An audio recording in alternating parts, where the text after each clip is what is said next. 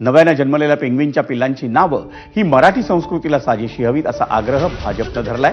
राणीच्या बागेत नुकत्याच जन्मलेल्या पेंग्विनच्या पाश्चिमात्य नावांबाबत भाजपनं राणीची बाग प्रशासनाला 2 दिवसांची मुदत दिली होती, पण संबंधित प्रशासनानं कोणताही निर्णय न घेतल्यानं भाजपकडून आज तीव्र आंदोलन करण्यात आलं।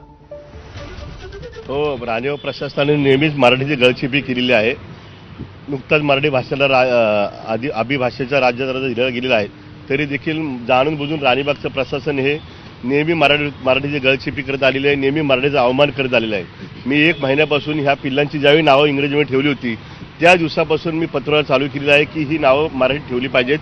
जरी आपण बाहेरून जरी परदेशातून जरी पेंग्विनची पिल्लं आणली असतील तरी देखील ह्या मराठी मातीमध्ये त्या ज्या पेंग्विनच्या पिल्लांचा जन्म झाला आहे त्यांची नावे तरी किमान मराठीमधून असली पाहिजेत। परंतु राणीबाग प्रशासनाने नेहमी ज्या गोष्टीचा अवमान केलेला आहे, आतापर्यंत पत्रव्यवहार केला, अद्याप मागणी पूर्ण झालेली नाही, आंदोलन करताय, काय पुढची भूमिका?